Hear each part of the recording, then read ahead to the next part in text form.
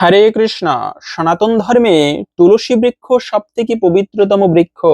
ভগবানের যে কোনো ধরনের সেবা পুজোয় তুলসী বৃক্ষ অবশ্যই লাগে, এবং এই মনুষ্য জীবনের শুরু থেকে শেষ পর্যন্ত অন্তিম যাত্রায়ও তুলসী পত্র চোখে দেওয়া হয়। বলা হয় সৎ কার্যে যদি তুলসী কাষ্ঠ দেওয়া হয় তবে সে যমলোকে যায় না। এজন্য আজকের এ পর্বে আমরা জানবো এই তুলসী বৃক্ষ বাড়িতে সেবা করা অত্যন্ত শুভ, কিন্তু সেবা করতে গিয়ে যে ভুল কাজ কখনো করা উচিত নয়। বিশেষ করে তুলসী সেবার মাহাত্ম্য কথা এবং তুলসী বৃক্ষের পাশে যে জিনিসগুলো রাখতে নেই, তাই খুবই গুরুত্বপূর্ণ প্রসঙ্গ। আশা করছি আজকের এই তথ্যগুলো আপনাকে অবশ্যই সমৃদ্ধ করবে। আসুন আগামী কিছুক্ষণ সময় ধৈর্য ধরে আজকের এই তুলসী বৃক্ষ প্রসঙ্গে বিশেষ তথ্যগুলো জেনে নেই। ভালো লেগে থাকলে একটি লাইক করে কমেন্টে জয় শ্রী তুলসী মহারানীর জয় একবার হলেও লিখে যাবার অনুরোধ জানাচ্ছি, এবং অবশ্যই সাবস্ক্রাইব করে আমাদের সাথে যুক্ত থাকবেন। দেখেন, তুলসী বৃক্ষ ভগবানের 4জন স্ত্রী, যার মধ্যে একজন হচ্ছে এই তুলসী মহারানী। এবং যদি বাড়িতে আপনি ঠিকভাবে ভগবান বিষ্ণুর সেবা নাও করতে পারেন, কিন্তু যে বাড়িতে প্রত্যহ তুলসী সেবা হয় সেই বাড়িতে ভগবান বিষ্ণু এবং মা লক্ষ্মী দুজনেই অবস্থান করে থাকে। তুলসী সেবা বড়ই পুণ্যময় সেবা। শুধুমাত্র জীবনে কেউ যদি তুলসী সেবাও করতে পারে তবে সে ব্যক্তিও সর্বপাপ থেকে মুক্ত হয়ে অন্তিমে বৈকুণ্ঠবাসী হতে পারে। এ হচ্ছে তুলসী সেবার এত মাহাত্ম্য। এজন্য তুলসী বৃক্ষ সনাতন ধর্মের সব থেকে শ্রেষ্ঠ বৃক্ষ। আর এই তুলসী তলায় পৃথিবীতে যত তীর্থ রয়েছে সেই সমস্ত তীর্থ তুলসী তলায় অবস্থান করে থাকে। এজন্য তিলক করা বড়ই শুভ, কিন্তু যদি তিলক না থাকে তবে তুলসী তলার মাটিকেও তিলক করে কপালে ধারণ করা যায়। একবার তো এরকম একটা কাহিনী পাওয়া যায় যে তুলসী তলায় সমস্ত তীর্থ অবস্থান করে, এর প্রমাণ যে একবার একটা সাধু তুলসী বৃক্ষে জল দিতেছিল, জল দান করতেছিল। ওম গোবিন্দ বল্লভাম দেবীম ভক্ত চৈতন্য কারিণীম স্নাপয়ামি জগদ্ধাত্রীম কৃষ্ণ ভক্তি প্রদায়িনাম। এই জলদান মন্ত্র উচ্চারণ করে তুলসী তলায় জল দিতেছিল। তো সেখানে পাশের বাড়িতে একটা কুকুর, সে ওই বাড়ির খাবার খেয়ে দৌড়ে পালাচ্ছিল। ওই বাড়ির লোকজন দেখে ফেলেছে, কুকুরটাকে ইচ্ছা মতো তাড়া করতে লাগলো। প্রাণের ভয়ে কুকুরটা দৌড়াতে দৌড়াতে ওই সাধুর বাড়িতে উপস্থিত হলো। সেই বাড়িতে এসে প্রচন্ড জল পিপাসা পেয়েছে। সে দেখতে পেল তুলসী তলার নিচে একটুকু জল আছে, ওই জলটুকু পান করেছে। সেই সময় ওই পাশের বাড়ির লোকজন এসে কুকুরটাকে ইচ্ছা মতো পিটানি দিল, কুকুরটা সেখানেই মারা পড়লো। তো তৎক্ষণাৎ সেখানে যমরাজের দূত, যমদূত কালদূত উপস্থিত। আবার বৈকুণ্ঠ থেকে বিষ্ণুদূত এসেছে। যমদূতদেরকে তাড়িয়ে বিষ্ণুদূতগণ সেই কুকুরের আত্মাকে বৈকুণ্ঠে নিয়ে যেতে লাগলো। যমদূতেরা প্রশ্ন করলো যে এর তো এখন বিচার হবে যমলোকে, আপনারা কেন বৈকুণ্ঠে নিয়ে যাচ্ছেন?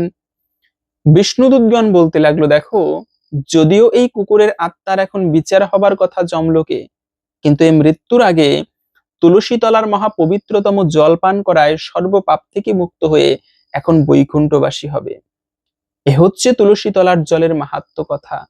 এজন্য প্রতিদিন তুলসী তলায় জল নিবেদন করা এটিও অত্যন্ত শুভ। অনেকে বলে একাদশীর দিনে রবিবারে তুলসীতে জল দেওয়া উচিত নয়। না, যে কোনো দিনে আপনি তুলসীতে জল দিতে পারবেন, কি রবিবার কি একাদশী ব্রত, যে কোনো দিনে তুলসী সেবা করা যাবে, তুলসীতে অবশ্যই জল দান করা যাবে। এটি অত্যন্ত শুভ এবং বিশেষ মঙ্গলময়। এবং এই তুলসী সেবা করা খুবই ভালো। বিশেষ করে যদি বাড়িতে অশুভ অমঙ্গল লেগে থাকে তবে বলা হয় তুলসী আহ, পত্র চয়ন করে যদি কেউ ভগবান বিষ্ণুর চরণে নিবেদন করতে পারে অথবা ভগবান নৃসিংহদেবের চরণে নিবেদন করতে পারে, এতে তার বিপদ পর্যন্ত নাশ হয়ে থাকে। এই তুলসী পত্র ভগবানকে নিবেদন করা, বিশেষ করে ভগবানকে মণিমুক্তা মহামূল্যবান রত্ন দান করলে ভগবান যত প্রসন্ন হয় তার থেকে অধিকও প্রসন্ন হয় যদি কেউ ভক্তি ভরে তুলসী পত্র ভগবানের চরণে নিবেদন করতে পারে। এজন্য বিষ্ণু ধর্মোত্তর গ্রন্থে বলা আছে, তুলসী দল মাত্রেন জলস্য চুলুকেন বা বিক্রিণীতে সমাত্মানাম ভক্তিব্য ভক্তবৎসলা।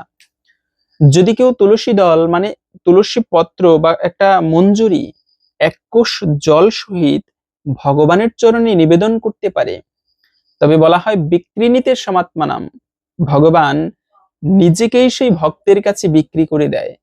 এতটা ভগবান তার তুলসী পত্রকে পছন্দ করে থাকে।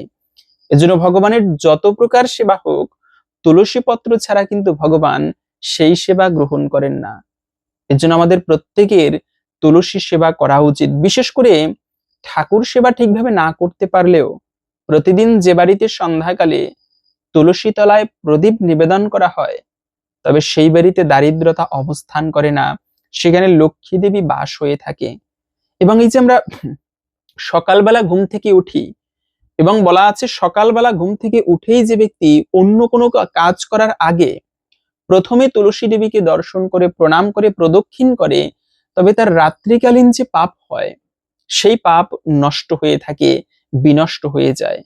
প্রতিদিন সকালবেলা ঘুম থেকে উঠে তুলসীকে দর্শন করলেও তার পাপ নাশ হয়ে থাকে, এবং তাকে প্রদক্ষিণ করলে ব্রহ্ম হত্যাজনিত যদি কোনো পাপ থাকে তাও পর্যন্ত বিদরিত হয়ে থাকে। কিন্তু এই তুলসী সেবা করতে গিয়ে আমরা কিছু ভুল কাজ করে থাকি। যেমন প্রথমত হচ্ছে তুলসী পরিচর্যা করা। মনে রাখবে, অপবিত্র অবস্থায় অথবা সূর্যাস্তের পরে তুলসী পত্র চয়ন করা একটি মহা অপরাধ।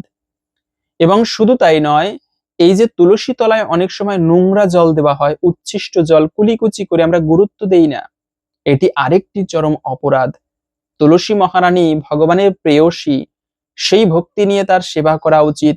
অনেক সময় আমরা তুলসী বৃক্ষের পরিচর্যা করতে গিয়ে তুলসী পত্রে বা তুলসী মানে সেই পাতার উপরে পা পড়ে, এটি কিন্তু চরম অপরাধের। খেয়াল রাখতে হবে তুলসী দেবীর গায়ে যেন ভুলেও পা না লাগে, এটি চরম অপরাধ। এবং আরো কিছু গুরুত্বপূর্ণ বিষয়, যেমন একটা তুলসী বৃক্ষ আছে, সেখানে পাশেই একটা নোংরা ময়লা ডাস্টবিন রাখা, তার পাশে আমরা তুলসী বৃক্ষটাকে রেখে দিয়েছি। এই এই এই বিষয়টা রাখা উচিত নয়, এটিও এক ধরনের অপরাধ। খেয়াল রাখবেন তুলসী তলার পাশে নোংরা আবর্জনা বা কোনো ময়লা যেন না থাকে।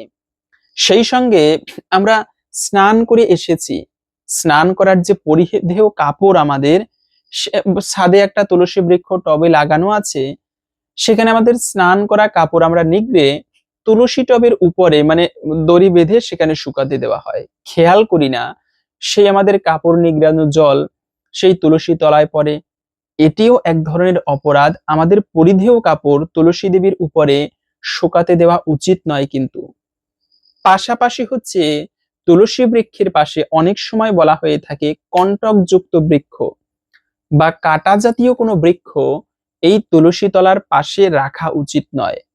যদি তুলসী বৃক্ষ বাড়িতে থাকে এবং বিনা পরিচর্যায় যদি শুকিয়ে যায়, মারা যায়, তবে ওই বাড়ির অমঙ্গল মনে করা হয়। বিনা পরিচর্যায় যদি তুলসী বৃক্ষ শুকিয়ে যায় বা মারা যায়, এজন্য বাড়িতে একটা তুলসী বৃক্ষ থাকলে খেয়াল রাখা উচিত যেন বিনা পরিচর্যায় সেই তুলসী বৃক্ষটা শুকিয়ে না যায় বা মারা না যায়। এটিও এক ধরনের অশুভ সংকেত এবং অমঙ্গলের।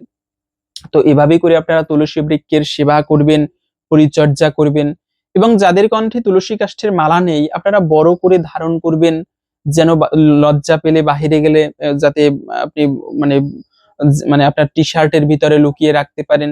এভাবে করে হলেও আপনি তুলসীর মালা ধারণ করুন।